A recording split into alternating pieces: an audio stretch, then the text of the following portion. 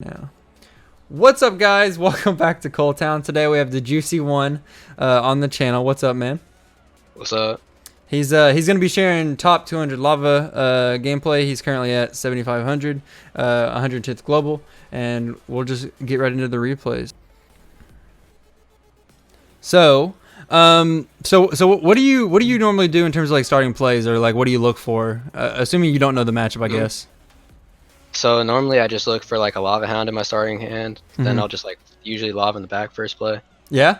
So do you like, always do that, or do you wait a while? Okay, so there you go for it after Yeah. like 20 seconds. I don't always like if I know what my opponent's running. Sometimes I won't, like if it's a spam deck or something. Okay. I mean, you But do I have already knew like what. good. You have really good split lane like defense with Inferno Dragon Barb, so it kind of makes sense. Makes more sense in this deck than it does with like other versions of Lava, I would say.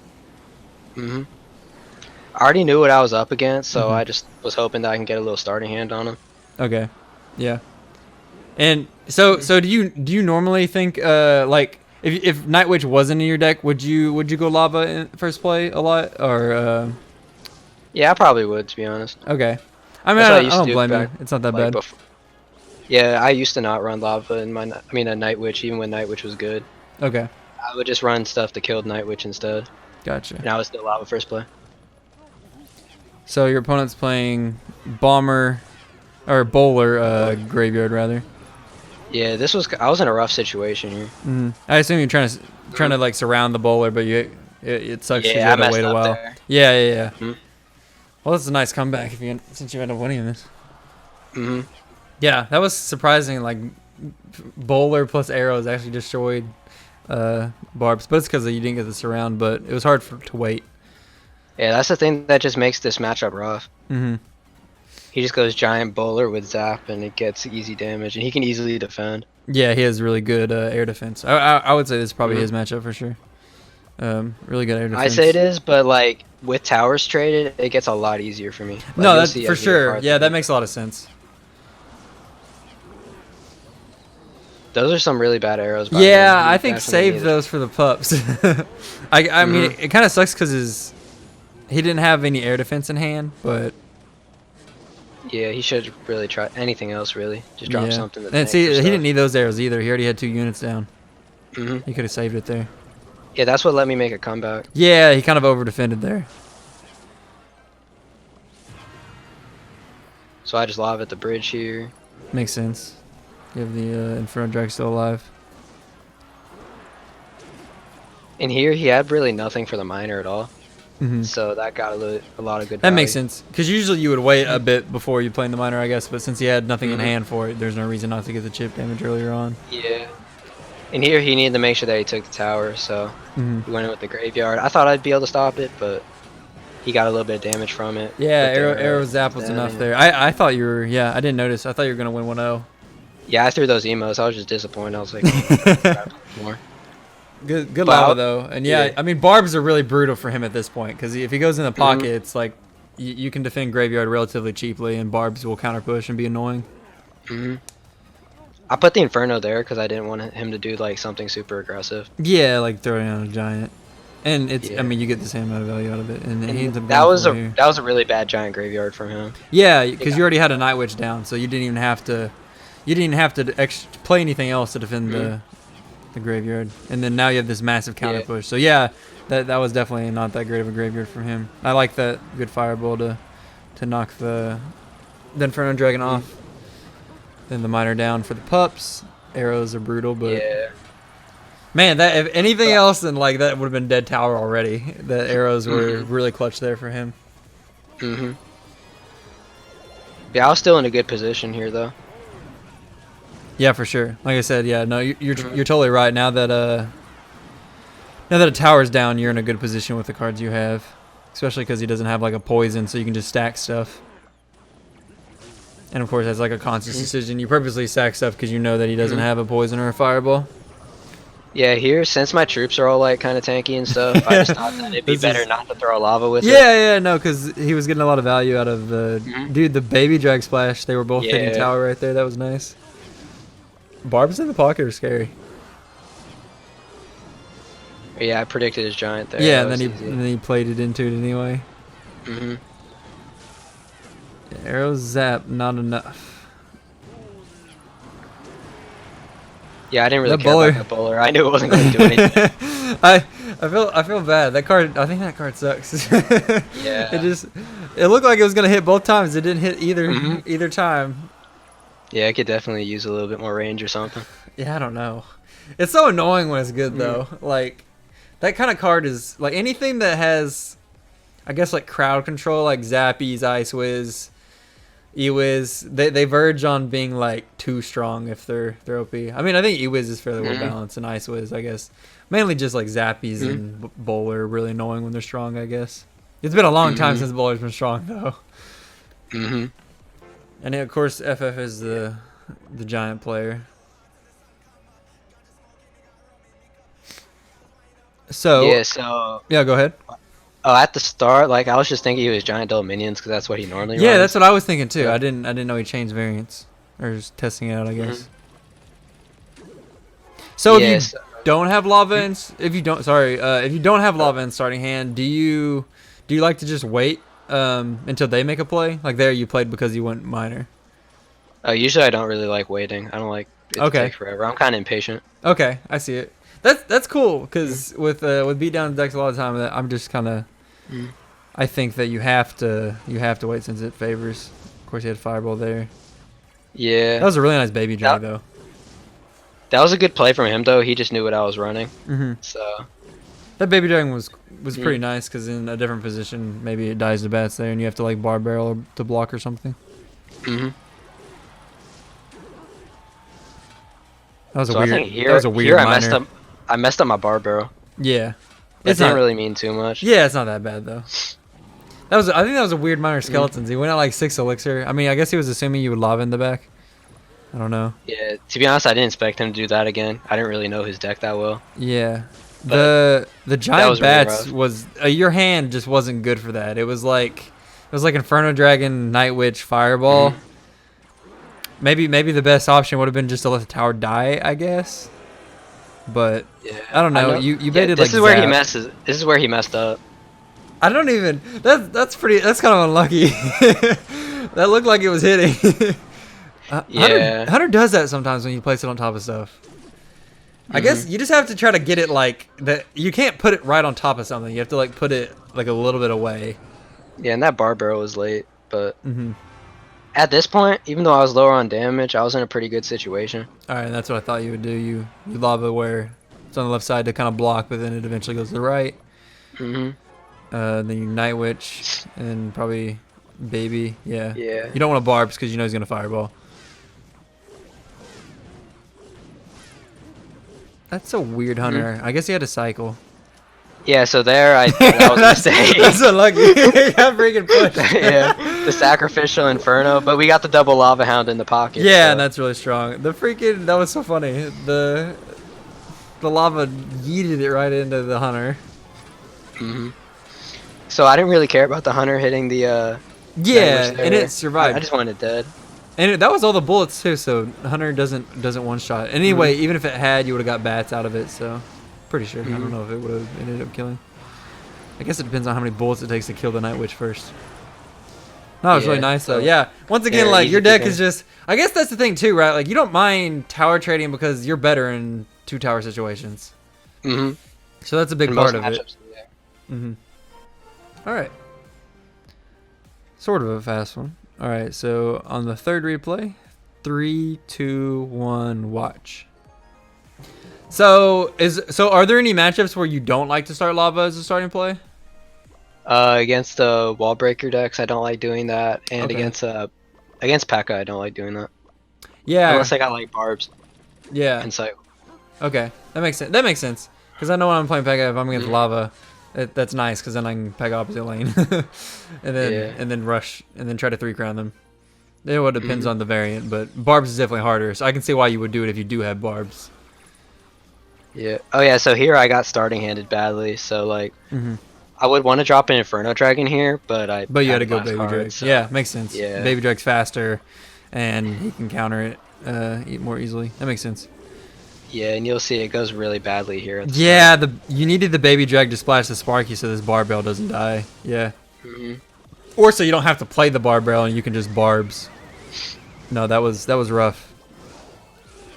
And that sucks because he just went Sparky in the back and then Eagle at the bridge and and then stacked stuff. Do you like this type of deck for like comp, or do you think it's too like starting hand based? I guess in ladder it doesn't matter because if you win more than you lose. Well, since I'm really good at lava, I'd be fine with it for comp. But the only problem was like me being predicted. Okay. Since like lava's all I run, pretty much on ladder at least. No. That makes sense. So right here, you wait until you're 10, you go baby drag. So right there, so what's the thought process behind like playing baby dragon and not night witching, and then now you go for it? Oh, because he could just baby drag the night witch. Okay, makes sense. Yeah, so this was really disappointing. Arrows. But yeah. Did you know he had arrows or the variant he was running? I knew he had arrows like in his deck, but I thought he was like one card off or something. Okay. I thought he had played it before. Yeah. When he first took my tower. I mean, this is a tough situation. Lobbing off. So here, that e-golem kind of sucked. Yeah, usually you don't play it in the back. He should wait until you play lava and then go at the bridge for sure. He should have just like played defensively the rest of the game. That too. That as well. Yeah. Either way, e-golem in the back, not the play. That's fireball value. Yeah. But you have to wait. Okay. Yeah, there. I know I took a lot of damage here, but no, I like those are really good barbs. Those are really good barbs. Mhm. And it was good you kind of waited until you could set up and then fireball, trying to break the eagle, and then you get a counter push out of it. No, that's a big thing about defending too. That like a lot of not as skilled players, I would say, or not as experienced players, they don't realize that like when you defend, you need to try to have counter pushing troops, and because you played the barbs around the Sparky and then played the Night Witch off to the side instead of playing into his attack, you were able to put a Hound in front of him. That's going to basically win you the game. So here, pretty much after like he wasn't able to take my whole tower, I was in a winning position. It's just with barbs, it's pretty easy to stop what he's doing. He should have prediction Sparkied right there. That would have been cool, but it's because it would have taken time to charge. No, you would have been fine. Unless you played it like super early and you got really unlucky. But I still, even then, you could have ended up. You had a lot of elixir still, so I was just saying that would have been funny. But yeah, no, that was really good defense, and now you're able to lava in front and probably win on this. No, here I was afraid. I was too afraid to like lava because because you go in the pocket. Yeah, that's respect. Yeah, that makes sense. I wanted to always have elixir for barbs. That's fair. Yeah, I like that. No, that's really smart. I want to make sure I don't take any damage at all. True. That's if I was playing, that's probably where I could have lost. So, no, I like that. That was smart. And you're so pretty much here I spent. What the Sparky target? I mean, it wouldn't have mattered anyway, but the Sparky target of the barb that was across the bridge, basically. Nice. No, that was really well played. Yeah, it's like you start the game really aggressively, but then through the rest of it, it's pretty measured in terms of like how you attack and stuff. And you got plus 38 on that one. That's what the dirty eagle and users get. All right, so next up, splash shard. We'll go 3, 2, 1, watch. I feel like it's lagging when I click watch to get in. All right, so like, what do you do with this starting hand? Do you look to throw a barb barrel because you don't want to wait, or? Yeah, I'm pretty sure I just cycled a barb barrel here. I think I waited a little bit. Just wait to see if they make first play. Yeah. Oh, okay. Well, that's kind of unfortunate, but it's not that big a deal. Nah, I still got a hit though, so it wasn't too bad. Oh, that's worth. Okay. And then Baby Drag just really good against Night Witch. Yeah, when I saw the Inferno Dragon after, I was kind of confused on what he was running at first. Yeah. I see what deck he's running, and I was confused. Yeah, you see Inferno. This happens to me. I see Inferno Dragon. I'm like, okay, I can mine her in the back. and then out comes NATO. Yeah, not many decks run Inferno Dragon and NATO. Usually it's not. Usually Inferno Dragon means like Ram Rider or not Splash Shard anymore. Yeah. But so I just lava in the back. Good lava. I mean, you're up a lot after that. Yeah. I just Night Witch with it because like that's the only air card I had. Yeah. And then Baby Drag. Yeah, so a lot of times you'll play Night Witch lower to avoid giving them like instant value, generating bats, and then play the Baby Drag high almost always, it seems like. It's a pretty nice fireball. Yeah, I got a little bit. A little bit behind, I guess, in Elixir, but you killed the counter push, so. At this point, I guess you can maybe assume it's Graveyard. You wouldn't necessarily know that he has Freeze, though. To be honest, I kind of thought that he was running a Balloon Freeze deck. Not gonna lie. That's. I mean, they're almost the same, so that's fair. Yeah, I thought he was going to whip out Lumberloon Freeze. So that wasn't really a good Barb Barrel. Yeah, I think. I mean, you don't know he has Freeze at this point, but I guess save it in case he freezes. But I don't. I mean, it would have been a bad freeze. I guess you didn't need it though, just because the barbs and it was a solo. When people do that, I generally assume it is freeze if they do a solo Graveyard. But that would have been a bad freeze by him. So either way, it's not a big deal. So here you just set up the double. Jeez, he's stacking at the bridge. Yeah. And then pretty good fireball. Here, yeah. I just really yeah. The troops were held up for so long. You're able to build a pretty big counter push here. And he didn't have Baby Dragon cycle. I just spam dragons. That's the key. Just spam the dragons. Oh my gosh, another one. Double baby is very scary, especially when there's a round dragon in between them. And just keep on spamming. Yeah. Yeah, I like. Here. I guess in a lot of these matchups, you don't actually win through like the minor like pups combo. Like of course that's a part of your pushes, but a lot of the times you win through like almost just counter pushing barbs and stuff and lavas at the bridge. Like you lava at the bridge a lot more than I would expect, I guess. And it depends on matchup, I guess. Yeah. Just if it's double elixir and you got a lot of stuff alive, you might as well just lava it in front of it. Yeah, so I would say, I guess there are some lavas, I guess, in the past that were like cage and stuff. I would say that were more like control-y and defensive, but yours is really counter push and then just like troops. I would say the troops do more work in terms of getting damage, like the baby and Inferno Drags and the counter pushing barbs and stuff. So that's interesting. It's a different playstyle. It's cool to see it. All right, so we have the last one. So 3, 2, 1, watch. Is this the guy that's usually a P.E.K.K.A player? I think he does both. He's P.E.K.K.A and Golem, right? No, I'm pretty sure he's only Golem. Okay. I've only heard of him from Golem, so. Isn't there another one? I don't know. It's some other Naruto reference one. I'm thinking of Itachi, right? He plays P.E.K.K.A. Yeah, that's what I'm thinking of. So that's a really good lava for you. Is just a dead Ice Wiz, basically. Yeah. So against Golem, since you have like Inferno Drag barbs, I guess you're fine going same lane, or do you prefer to go opposite? I tend to like going same lane just because like I think the Inferno Dragon and the barbs make it a big difference from like normal lava, I would say, or like lava versions of the past. That makes sense. Yeah, so I just pull the Lumberjack to the side. I like that, and you keep it away from the death damage, so there's actually a counter push. That's smart. That makes a lot of sense. Because the golem was already dying. It'd be a waste to put it near the golem. It makes sense. You go minor with the baby and the Inferno Drag. Yeah. Yes. Oh, I like the bar barrel. Yeah.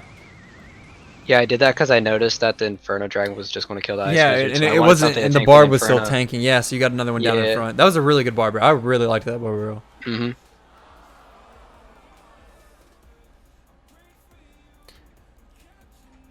So just obviously lava again once you hit 10. So here I actually lava the other lane because I didn't want him to golem on the same lane that I'm lobbing right now.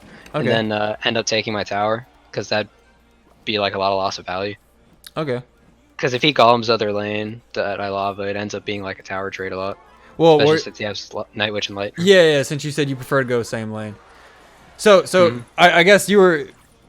Is this like assuming he plays Golem at the exact same time as you? Is that kind of what you were thinking? Or just in general as well? Okay. Well, I knew I was up in Elixir, so I thought I could get value, but I was considering maybe he would Golem. Yeah. I mean, the tower's also low, so like if he did go same lane as you again or opposite, either way you're in a good situation. Because either you're tower trading or you have like you're tower trading and then you have the lower tower on the other side, or you're going same lane, which is what you want. So that makes sense. I like that, yeah. And then now of course you do it because you need to make sure you take the tower. Yeah, so I think I pretty much ignored the lava hound here, just let it do its thing. That's true. When 'Cause it's I knew, at 600, you can almost just let it chip away the tower, and it's almost guaranteed to take. yeah, so I just spent everything on defending. Yeah, that makes sense. I mean, it's you can really tell in situations like these, like when people like know the deck really well, like you're really aggressive at some times, but then you're also really defensive at others. Like because you know this in this situation, that's a dead tower. You don't need to support it, and you can all out defend, and you don't have to go to 2-tower situation. Yeah. So that's cool. I guess the only so what are the hardest matchups before finishing? What are the hardest matchups you think that weren't shown from the replays? My worst matchup is E-Golem E-Drag Fireball. Okay, makes sense. And is there anything in particular like a fireball makes sense because it kills barbs? Is there anything that you can do to like maybe attempt to win that? So in that, I pretty much just don't play my barbs at all. Okay. And I have to like fireball the E-Drag to like kind of knock it closer to the bridge, make it face the wrong direction, and then drop Inferno Dragon on it. I like. Okay, that's a really cool tip because I wouldn't have. Yeah, I mean it makes sense to like to knock it into your troops, but then you specifically do it so that you can get Inferno Drag down because once it's out of the cycle. That's a cool tip. Yeah, and also if you lava in the back and they E-Drag in the back at the same time, you pretty much win because like Okay. the E-Drag's going to face the wrong way without you even having to fireball Okay, and then it faces, and then you can kill it with Inferno Drag. Okay, makes sense. it. Yeah. I guess the only other one I was gonna ask about is you said you don't like to start Lava Hound versus Wall Breakers because they can like punish too well, obviously. How do you play that matchup? So in single elixir, I don't really do any lava hounds unless Okay. I'm like up a lot.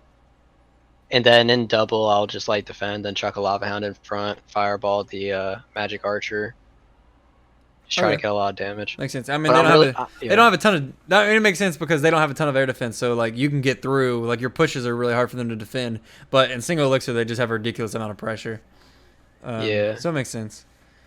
All right. I think that's all for today. Thank you for coming on and showing your replays, and I hope you end season well. Do you have anything to say or shout out or anything before we go? Nah, not really.